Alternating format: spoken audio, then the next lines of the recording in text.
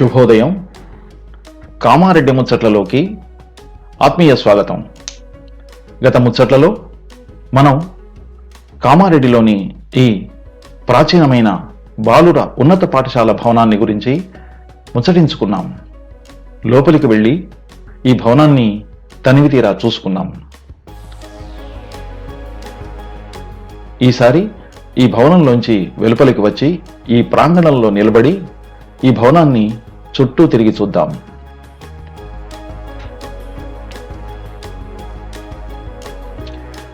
మరోసారి గుర్తు చేస్తున్నాను, ఇది 1930 దశకంలోనే నిర్మించబడిన చదువులమ్మ నెలవు.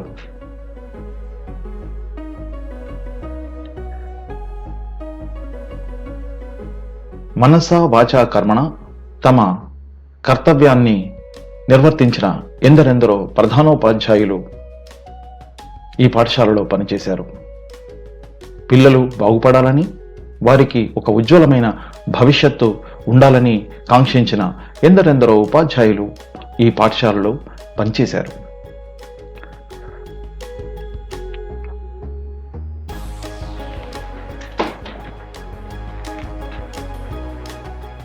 ఈ భవనంలోంచి వెలుపలికి వచ్చి చూస్తే కుడివైపుగా కనబడుతున్న ఆ గదులు, అంటే మనకు ఎదురుగా కనబడుతున్న ఈ గదులు తదనంతర కాలంలో నిర్మించిన గదులు. బహుశా 1960 దశకంలో వీటిని నిర్మించి ఉండవచ్చు. వివినాథ్ గారు చెప్పిన ఇంగ్లీష్ మీడియం బహుశా ఈ గదుల్లోనే జరిగిందేమో.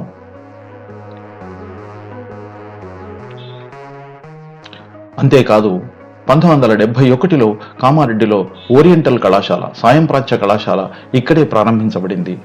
ఆ ముచ్చట్లు మనం తర్వాత చెప్పుకుందాం.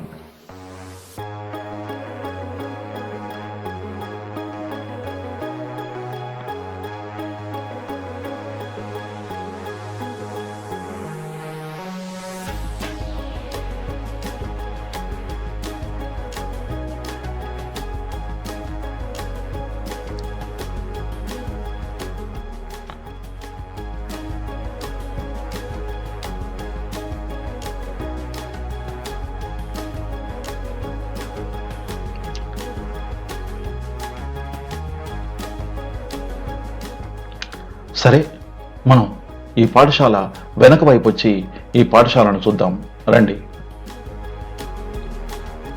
ఆనాడు డంగు సున్నము, ఇటుక, కొన్ని ఇనుప వస్తువులతో నిర్మించిన పాఠశాల భవనం ఇది.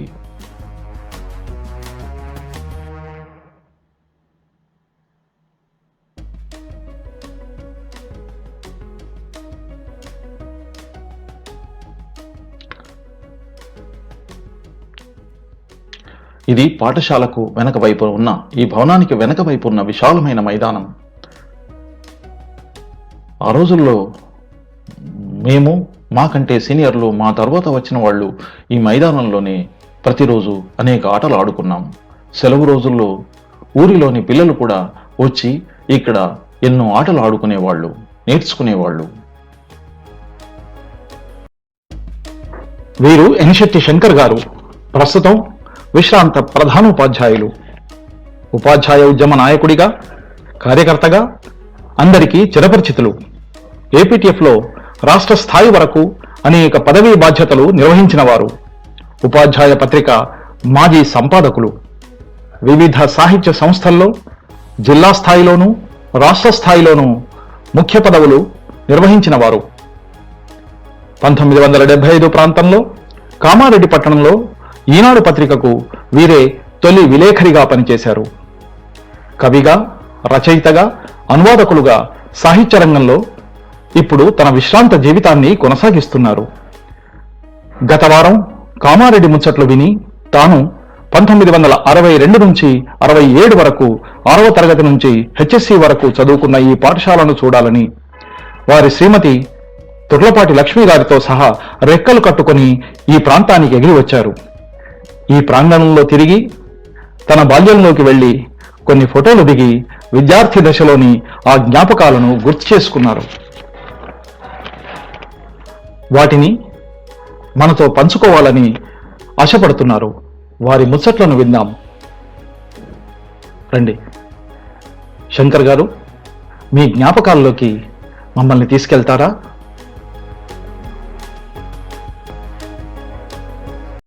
మిత్రులారా,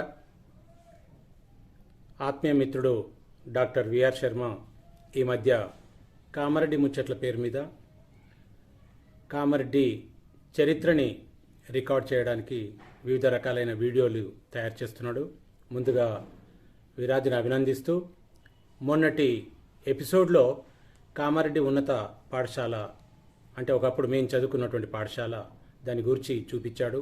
చాలా బాధ కలిగింది. ఎన్నో సంవత్సరాల చరిత్ర ఉన్నటువంటి ఆ పాఠశాల త్వరలోనే శిథిలావస్థకు చేరుతుంది, కొత్త బిల్డింగ్ కడుతుందని చెప్పగానే మనస్సు చివుక్కుమని ఏమైనా కానని చెప్పేసి పనిగట్టుకొని మా శ్రీమతితో నేను నిన్ననే కామారెడ్డి పోయాను. ఆ పాఠశాల చూశాను. నిజంగానే బాధ కలిగింది. ప్రస్తుత హెడ్ మాస్టర్ రాథోడ్తో కలిసి కూడా ఒక ఫోటో తీశాను. అయితే అంతటి చదువుల రాజభవనం పడిపోతుందని తెలిస్తే బాధగానే ఉంది, కానీ వయసు రీత్యా ఏం చేయలేని పరిస్థితి. ఆ పాఠశాలలో చదువుకున్న, అదే ఊళ్ళో పుట్టిన నాకు నా అనుభవాలని, నా అనుభూతుల్ని పంచుకోవడానికి మిత్రుడిచ్చిన సమయానికి కృతజ్ఞతలు తెలుపుతూ, అంతటి గొప్ప పాఠశాలలో నేను అడుగుపెట్టడం చాలా గమ్మత్తుగా ఉంది. నేను అందులో 6 నుంచి 11 తరగతి చదువుకున్నాను. అయితే 1960లో స్థానిక జేబీఎస్ పాఠశాలలో నేను 5వ తరగతి చదువుతున్నప్పుడు ఆ పాఠశాల వార్షికోత్సవానికి మా అన్నయ్య ఒక విచిత్ర వేషధారణ వేస్తూ అందులో గుడ్డివాడి పాత్రకి కట్టెపట్టుకొని అందరి ముందరి పోయి డబ్బులు అడుక్కోవాలి. ఆ పాత్ర నన్ను పెట్టుకున్నాడు.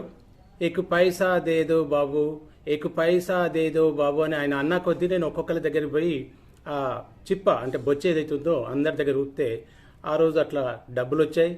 విచిత్రం ఏంటంటే ఏమీ తెలియని నేను ఆ గొప్పనైన పాఠశాలకు ఆ రోజు అట్లా అడుగుపెట్టాను. రమారమి 5వ తరగతి అయిపోయింది. 6వ తరగతి 1961-62లో నేను 6వ తరగతిలో చేరినప్పుడు ఆ పాఠశాలలో అసలు అడుగు పెట్టడమే ఒక అనుభూతిగా ఫీల్ అయ్యి నేను 6వ తరగతి చదువుతున్న రోజులో ప్రతిరోజు ప్రేయర్ జరగడం, ప్రేయర్లో వరుసగా లోపలికి పోవడం, ఎవరికి వాళ్ళు పోయిన తర్వాత వాళ్ళ క్లాస్లో పోతుంటే అదొక పెద్ద డిసిప్లిన్గా, ఒక క్రమశిక్షణగా ఇంత పెద్ద పాఠశాలలో నేను చదువుతున్నందుకు చాలా ప్రౌడ్గా ఫీల్ అయ్యేవాడిని. అయితే గమ్మత్తైన విషయం ఏంటంటే ఆ పాఠశాలతో నాకు మొదటి అనుభవం ఏంటంటే 62లో భారత్ చైనా యుద్ధం జరిగింది. ఆ భారత్ చైనా యుద్ధం జరిగినప్పుడు మా పాఠశాలకు ఎవరెవరో నాయకులు వచ్చేసి మా పిల్లలందరి చేత పెద్ద ర్యాలీ తీయించారు. ఊరంతా తిరిగాం, ర్యాలీ తీసాం. చివరికి సాయంత్రం పూట ప్రస్తుత గాంధీగంజ్లో గాంధీ విగ్రహం చుట్టూ పెద్దగా బహిరంగ సభ ఏర్పాటు చేశారు.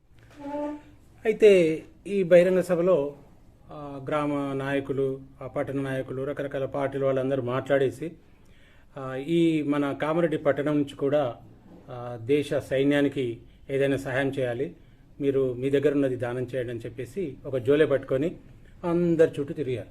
అందరి దగ్గర తిరుగుతూ ఉంటే మరి మేము విద్యార్థులం, మా దగ్గర ఏం డబ్బులు ఉంటాయి, అటు ఇటు చూసి ఎవరెవరో ఇస్తూ ఉన్నారు. సరే అని చెప్పేసి అప్పుడు నా జేబులో ఉన్న ఒక పెన్ను తీశాను. అది అప్పుడు అశోక్ పెన్ అంటే చాలా విలువైంది. మా అన్నయ్య కొనిచ్చాడు. బహుశా నాకు 12 అంటే 12 అనాలని జ్ఞాపకం ఉంది.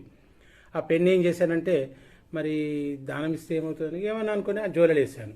ఆ జోలెలు వేసి అట్లా ఆ కార్యకర్తలు అందరూ వసూలు చేశాక మీటింగ్ అంతా అయిపోయింది. ఇవన్నీ అక్క దగ్గర పోసేసి ఇక ఈ వస్తువులన్నీ కూడా మనకు దానం చేశారు, వీటిని మళ్ళీ మనం అర్రాస్ పెడదాం, అంటే యాక్షన్ పెడదాం. యాక్షన్ పెట్టి ఇట్లా వచ్చిన డబ్బుని మనం సైన్యానికి పంపిద్దామని చెప్పేసి వాళ్ళు అనుకోవడం. ఒక్కొక్క వస్తువుని యాక్షన్ పెడితే ఒక్కొక్కరు కొనుక్కున్నారు. అట్లాగే నా పెన్ను కూడా వచ్చింది. నా పెన్ను కూడా యాక్షన్లు పెడితే ఎవరో 11 రూపాయలకు కొన్నట్టు నాకు ఇప్పటికి జ్ఞాపకం ఉంది. అంత చిన్న పెన్ను ఆ రోజు నాది 11 రూపాయలకు కొన్నారు. అంటే నా తరఫున కూడా 11 రూపాయలు దానంగా విరాళంగా పోయిందని చెప్పేసి ఇప్పుడు జ్ఞాపకం చేసుకుంటే నిజంగానే అదొక అనుభూతిగా, అంటే అది ఒక మధురమైన జ్ఞాపకంగా అనిపిస్తుంది. ఎందుకోసమంటే పాఠశాలలో మనం ఏది చేసినా చిన్నదా పెద్దదా అని కాకుండా ఆ జ్ఞాపకాలన్నీ కూడా మనకు ఒక మధుర జ్ఞాపకాలుగా ఉంటాయి. కాబట్టి ఇది ప్రతి విద్యార్థి ఈరోజు ప్రతి వారికి కూడా ఒక తీయనైన జ్ఞాపకంగా ఉంటుందని చెప్పేసి నేను ఫీల్ అవుతున్నాను. ఇంకొక సంగతి ఏం చెప్పాలంటే నేను 6వ తరగతిలో చేరినప్పటి నుండి ప్రతి సంవత్సరం మేము బాయ్స్ ఉన్నత పాఠశాల నుంచి నిజాం సాగర్ టూర్ పోయేవాళ్ళం. టూర్ ఎలా పోయేవాళ్ళం అంటే ప్రతి విద్యార్థి 50 పైసలు ఇవ్వాలి, ప్రతి విద్యార్థి 1 రూపీ ఇవ్వాలి, క్లాస్ లీడర్ కానీ క్లాస్ మానిటర్ కానీ 50 పైసలు ఇవ్వాలి. అలా నేను 6 సంవత్సరాలు మానిటర్గానో సిఆర్గానో ఉన్నాను కాబట్టి ప్రతి సంవత్సరం 50 పైసలు నేను ఇచ్చేవాడిని. మిగతా వాళ్ళ దగ్గర రూపాయి కలెక్ట్ చేసి ఆ డబ్బంతా మేము క్లాస్ టీచర్ ఇస్తే క్లాస్ టీచర్ తీసుకుపోయి హెడ్ మాస్టర్కి ఇవ్వడం వల్ల ఆ రోజు అన్ని కలెక్షన్ అయిపోయాక రెండో రోజో మూడో రోజో మేము 4-5 లారీలలో నిజాం సార్ పోయేవాళ్ళం. నిజాం సార్ పోయి వచ్చేప్పుడు ఎల్లారెడ్డిలో ఆగి ఇక పెద్ద పెద్ద క్లాస్ వాళ్ళేమో పోయి హోటళ్ళలో టీలు చాయలు తాగేవాళ్ళు. ఇక మేము పిల్లలం కాబట్టి పెద్ద అక్కడ విద్యార్థులతో మా వాళ్ళందరూ వాలీబాల్ ఆడేవాళ్ళు. ఆ వాలీబాల్ ఆడుతూ ఉంటుంటే ఇక మేము దాన్ని చూసుకుంటూ ఎంజాయ్ చేసేవాళ్ళం. అంటే ఇది ప్రతి సంవత్సరం మాకు బూస్టింగ్ లాగా, ఇప్పట్లాగా పిక్నిక్లు ఏం లేదు కానీ ఒక బూస్టింగ్ లాగా మాకు ఉపయోగపడుతుండే. ఇది కూడా నాకు చాలా మర్చిపోని పాఠశాల సంఘటన. ఇంకొక సంఘటన ఏంటంటే ప్రతి శనివారం సెకండ్ షోకి కమల్ టాకీస్లో కన్సెషన్ ఇచ్చేవాళ్ళు. కన్సెషన్ అంటే ఏంటంటే నేల టికెట్ తీసుకున్న వాళ్ళు బెంచ్కి పోవాలి, బెంచ్ టికెట్ తీసుకున్న వాళ్ళు కుర్చీలకు పోవాలి. ఎక్కువ వరకు నేల టికెట్ తీసుకుని విద్యార్థులందరూ కూడా బెంచ్కి పోయేవాళ్ళు. ఇక మా విద్యార్థులు అవునా కాదని చెప్పేసి కొన్నిసార్లు చూశాక మమ్మల్ని ఎవరినో ఒకరు నిల్చుని పెడతారు, ఈయన మీ పిల్లాడ మీ స్టూడెంట్ అనేవాళ్ళు. అట్లా ఇక మేము కొద్దిగా పరిచయం చేస్తున్న కొద్ది ఒకసారి మాకు టికెట్ లేకుండా పంపించేవాడు, ఎక్కడో నాకు కూర్చునే వాళ్ళం. లేదా ఒకసారి ఎప్పుడైనా మేము నేల టికెట్ తీసుకొని బెంచ్కి పోయినా ఇక పోయి కుర్చీలో కూర్చోపో అంటుండి. ఆ రకంగా మేము కుర్చీలో కూర్చొని ఆ సినిమా చూసి కుర్చీలో కూర్చోవడం అదొక పెద్ద రాజసంలాగా ఒక ఎంజాయ్ చేసేవాళ్ళం. అట్లా చూసి కూడా బహుశా నేను అనుకుంటా ఈ విధానము నాకు తెలిసి ఆ చుట్టుపక్కల కూడా ఎక్కడ ఉన్నట్టు కూడా నేను ఎప్పుడు వినలేదు. మరి అది కామారెడ్డిలో ఎట్లా వచ్చిందో ఆ సాంప్రదాయం నాకైతే తెలియదు, కానీ అది చాలా సంవత్సరాలు మాత్రం అట్లా కంటిన్యూ అయింది. నేను కాలేజీ పోయినాక కూడా కంటిన్యూ అయినట్టు నాకు కొన్నిసార్లు విన్నాను కూడా. ఆ రోజుల్లో మాకు పాఠశాలలో వివిధ సందర్భాలు అంటే 15th ఆగస్టు, 26 జనవరి, teachers day, school day, children's day, ఇట్లా ఇంపార్టెంట్ ఘట్టాలు అది డేస్లో పోటీలు పెట్టేవాళ్ళు. అక్కడ గమ్మత్ ఏంటంటే ప్రతి ఈవెంటు తెలుగు, హిందీ, ఇంగ్లీష్, ఉర్దూ 4 భాషల్లో ఉపన్యాస పోటీలు, 4 భాషల్లో వ్యాసరచన పోటీలు. నేను 3 భాషల ఉపన్యాసాలు, 3 భాషల్లో వ్యాసరచన పోటీలో పాల్గొన్న ఫస్ట్ రౌండ్ వాళ్ళకి ఏం చేసేవాళ్ళు, ప్రతి ఈవెంట్లో 5గురిని సెలెక్ట్ చేసేవాళ్ళు, 5గురికి ప్రైజ్లు ఇచ్చేవాళ్ళు. అట్లా ప్రైజ్లు ఇచ్చాక ఆ 5గురిలో మళ్ళీ చివరికి ఫైనల్గా వాళ్ళు ఉపన్యాసం ఇవ్వడమో మళ్ళీ రాయడమో జరుగుతుండే. అట్లా నాకు ప్రతిసారి 3 భాషల్లో 5గురిలో ఒక ప్రైజ్ వచ్చేది, మళ్ళీ ఏదో ఒక దాంట్లో ఫస్ట్ ప్రైజ్ సెకండ్ ప్రైజ్ కూడా వచ్చేది. అంటే ఆ రకంగా పిల్లల్లో ఆ రోజు పెట్టిన పోటీల్లో నేను ఎప్పుడు పాల్గొనేవాడిని.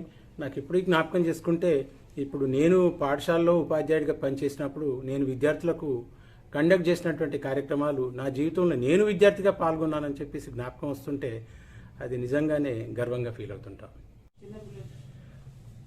ఇంకొక విషయం ఏంటంటే ఆ రోజుల్లో మేము హై స్కూల్లో నేను 6 ఏళ్ళు ఉన్నప్పుడు ప్రతి సంవత్సరం టోర్నమెంట్స్ జరిగేది. తాలూకా టోర్నమెంట్స్, ఒక్కొక్కసారి ఎప్పుడోసారి జిల్లా టోర్నమెంట్స్, రకరకాల పోటీలు, రకరకాల టీమ్స్ వచ్చి ఆడుతూ ఉంటుంటే చాలా ఒక గొప్పనైన అనుభూతి పొందేవాళ్ళం. తర్వాత అక్కడ గ్రౌండ్లో కూడా వేరే వాళ్ళు ఎక్కడన్నా గేమ్స్ జరుగుతూ ఉంటుంటే ఆ రోజుల్లోనే మేము ఎవరన్నా ఫుట్బాల్ టీంకి షూస్ వేసుకొని ఫుట్బాల్ ఆడుతూ ఉంటే మేము చాలా గొప్పగా ఫీల్ అయ్యేవాళ్ళం. మేము రోజువారీ ఫుట్బాల్ ప్రాక్టీస్ చేస్తున్నప్పుడు కేవలం కాలుతో తన్నేవాళ్ళం, కానీ ఎవరన్నా ఫుట్బాల్ వేసుకొని వచ్చి టోర్నమెంట్స్లో ఫుట్బాల్ అంటే కాళ్ళకు బూట్లు వేసుకొని ఫుట్బాల్ ఆట ఆడితే అది అట్లా ఆడతారా అని చెప్పి అంటే ఇప్పుడంటే కామన్ అయిపోయింది, అట్లా కూడా మేము చూసేవాళ్ళం. అంటే కామారెడ్డి బాయ్స్ స్కూల్లో చదువుకున్న రోజులు కూడా ఎవరికి ఇష్టమున్న గేమ్లో వాళ్ళు ఆడుకోవడం. ఇప్పుడు ఆటలు అనేదే కరువైపోయింది. నేను ఎప్పుడు కూడా కబడ్డీ, ఫుట్బాల్, హాకీ ఆడేవాళ్ళం. ప్రతిరోజు ఆట ఆడని రోజు అంటూ లేదు, అట్లా ఆడుకునేవాళ్ళం. అంటే ఆ రకంగా ఆ గ్రౌండ్ అందరికీ కూడా ఉపయోగపడ్డది. అలాగే ఆ స్కూల్ పాఠశాలలో పాఠాలు బోధించడంలో ఎంత వాళ్ళు ఉత్సాహం చూపేవాళ్ళు, టీచర్స్ సాయంత్రం కూడా బాగా వాళ్ళు ఆడుకొని మమ్మల్ని ఆడిపించేవాళ్ళు. మరో మరపురాని సంఘటన అంటే నేను హెచ్ఎస్సి అంటే 1967లో ఉన్నటువంటి బ్యాచ్లో స్కూల్ డే జరుగుతుంది. మా హెడ్ మాస్టరు ప్రముఖ కవి, ఆనాటికే సినీ రచయితగా పేరొందినటువంటి డాక్టర్ సి నారాయణ రెడ్డి గెస్ట్గా పిలిచాడు. ఆ గెస్ట్గా పిలిచినప్పుడు నారాయణ రెడ్డి గారు అంటే అప్పటికే చాలా గొప్ప పేరున్నవాడు కాబట్టి మేము ఎంతో ఇక అభిమానంగా అతన్ని చూసుకుంటూ ఆయన ఉపన్యాసం ఇస్తున్నప్పుడు మేము ఎక్కడ వాళ్ళు అక్కడ సైలెంట్గా ఉన్నాం. అయితే అతను ఏం చేస్తాడు, తెలుగు భాష, తెలుగు సాహిత్యము గొప్పగా చెప్తా ఉంటే ఎన్నెన్నో మాటలు అంటే మాకు అంత పెద్ద అర్థమయ్యేది కాదు, కానీ ఆయన చెప్పిన మాటలు అబ్బా తెలుగు ఇంత గొప్పదా అంటే తెలుగు పట్ల ఒక రకమైనటువంటి మంచి మోజు పెంచుకున్నాం మేము. బహుశా అట్లా అంత ప్రేమ అభిమానం దాని పట్ల ఒక మోజు అంటే ఒక రకమైనటువంటి గురి ఏర్పడడానికి నేను అనుకుంటాను మా జీవితంలో నారాయణ రెడ్డి గారే ఒక కారణం అనుకుంటా. చెప్తూ ఏం చేశాడంటే చూడండి ఎంత గొప్ప పద్యం నేను చెప్తా చూడండి. 2 అక్షరాలతో పద్యం అన్నాడు. ఏంట్రా అనుకోని నేను ఒక పెన్ను తీసుకొని టకటక ఆయన చెప్పినట్టు రాస్తున్నాడు. నేమమున నీ నామమున మనమున నెమ్మి నమ్మి నాను మానమ్మే మాని మానమాన మనుమనుమన్నా అన్నాడు. రాశాను, అర్థాలు చెప్తున్నాడు. ఏంటిది ఆ స్పీడు, ఆ పద్యము, ఆ 2 అక్షరాలు మా ఏంది నా ఏంది నాకేం అర్థం కాలే. రాస్తూ పోతా ఉన్నాను. అని పోయినాయి, ఇక కొన్ని రాలేదు, కొన్ని మిగిలిపోయినాయి, అట్లనే పోయింది. పోయిన తర్వాత అయితే ఆ పద్యం నేను పూర్తిగా రాసుకోలేకపోయాను. తెల్లారి హాలిడే ఇచ్చాడు. మర్నాడు హెడ్ మాస్టర్ దగ్గర పోయాను. సార్ మొన్న నారాయణ రెడ్డి గారు వచ్చారు కదా, ఆ పద్యం నాకు కావాలి సార్ అంటే, నేను ఎక్కడ తేవాలరా బాబా అంటే, సార్ ఆ సార్ తోటి తెప్పించండి సార్, ఫోన్ చేయండి సార్ అంటుంటే, సార్ ముందరనే ఫోన్ ఉంటుండే, ల్యాండ్లైన్. అయితే మరి ఎట్లా పోనీ నా ఉత్సాహం చూసే మా హెడ్ మాస్టర్ ఏం చేశాడంటే ఫోన్ చేశాడు. నారాయణ రెడ్డి ట్రంకాల్ బుక్ చేశాడు. కలిపాడు, మాట్లాడితే నారాయణ రెడ్డి గారు మాట్లాడు, సార్ మా స్టూడెంట్ ఎవరో మీరు మొన్న పద్యం ఏదో చెప్పారట, ఆ పద్యం కావాలంటుండే, ఇవ్వండి ఆ అబ్బాయికి ఇవ్వండి అన్నాడు. ఆయన నాకు ఫోన్ ఇస్తే ఆ ఫోన్ నేను చేతికి తీసుకోవడంలో ఇంకా నేను నా అనుభూతి చెప్పతరం కాదు. ఎందుకోసమంటే డాక్టర్ సి నారాయణ రెడ్డి మాట్లాడమేంది, ఆయనతో నేను మాట్లాడి నాకు క్లారిఫికేషన్ ఆయన ఇవ్వడమేంది, ఒక గొప్ప అనుభూతి. చెయ్యంత వణుకుతూ ఉన్నది, గొంతేటో పోయింది. ఆయన సార్ నమస్తే అనుకుంటే ఫోన్ తీసి మాట్లాడాను. ఏంటంటే సార్ మీరు నేమమున నా చెప్పారు కదా సార్, అది నేను రాసుకోలేకపోయినా సార్ చెప్పండి అంటే ఒక 2 లైన్లు చెప్పాడు. సరే మీ తెలుగు సార్ ఉంటాడు కానీ మీ తెలుగు సార్ని అడుగు, మీ తెలుగు సార్ అన్ని అర్థాలు చెప్తాడు అని చెప్తే అప్పటికే గొప్పగా ఫీల్ అయ్యి పెట్టేశాను. మళ్ళీ వచ్చి శర్మ సార్ అంటే పాండురంగ శర్మ గారు ఇటీవలే కీర్తిశేషులు అయ్యారు. ఆయన అడిగితే మిగతా భాగమంతా నాకు చెప్పాడు. ఆ రోజున్న మా హెడ్ మాస్టర్ సుదర్శన్ రెడ్డి గారి, రంగారావు సార్ కానీ, చిన్నప్పుడు చెప్పిన బాలగోడ్ సార్ కానీ, లేకపోతే ఇక్కడికి వచ్చినటువంటి అబ్దుల్ మజీద్ ఖాన్ కానీ, సురేంద్రనాథ్ కానీ, పుల్లారెడ్డి సార్ కానీ, భద్రయ్య సారు, తర్వాత Narsayya sir, Gangayya sir, Ramakrishna sir, V Chandrayya sir, నిజామాబాద్లో ఉన్నటువంటి సారు, చాలామంది ఇప్పటికీ జ్ఞాపకం వస్తుంటారు. ఈ పేర్లను నిజంగా ఒక గొప్ప అనుభూతి. అంటే ఆ రోజు ఏది పొందినా మేము మంచి ఎడ్యుకేషన్ అయితే పొందాం. ఇప్పటికీ ఆ కామారెడ్డి పాఠశాలలో చదువుకున్న నా తోటి మిత్రులు ఎంతోమంది ఉన్నారు. ఇప్పటికీ సి బైరేయ, బి బైరేయ, ప్రకాష్, గన్నారం కిషన్ వీళ్ళంతా కామారెడ్డిలో ఉంటారు. అలాగే డాక్టర్లు అయినట్టు మిత్రులు కూడా ఉన్నారు. Doctor B Balaraj, doctor H Balaraj, doctor A Srinivas, వీళ్ళు కూడా కామారెడ్డి హైదరాబాద్లో ఉన్నారు. మరొక ఫేమస్ డాక్టర్, ఆయన అఫ్కోర్స్ అంబర్పేట, కానీ పియూసీలో కాలేజీలో నా క్లాస్మేటు, డాక్టర్ ప్రభాకర్ రావు అని చెప్పేసి ఫేమస్ డాక్టర్గా అమెరికాలో ఉన్నారు. ఇట్లా ఎంతోమంది మిత్రులు, ఎంతోమంది గొప్ప వాళ్ళని తయారు చేసినటువంటి గొప్ప పాఠశాల. ఆ పాఠశాల గూర్చి 4 మాటలు, నా అనుభూతులు, నా జ్ఞాపకాలు, నా స్మృతుల్ని పంచుకోవడానికి విఆర్ శర్మ నాకు అవకాశం ఇచ్చినందుకు శర్మకి, విన్నందుకు మీకు నేను కృతజ్ఞతలు తెలుపుతూ మరిన్ని ఎపిసోడ్లతో ఈ కామారెడ్డి ముచ్చట్లను తీర్చిదిద్దాలని చెప్పేసి విఆర్ని కోరుకుంటూ సెలవు తీసుకుంటున్నాను. ఇది 1967లో ఆనాటి ఈ బాలుర ఉన్నత పాఠశాల విద్యార్థి యూనియన్ గ్రూప్ ఫోటో ఇది. ఇందులో మీరెక్కడైనా ఉన్నారేమో చూడండి, లేదా మీ స్నేహితులు, మీకు తెలిసిన వాళ్ళు ఎవరైనా ఉన్నారేమో ఓసారి చూసి పోల్చుకోండి.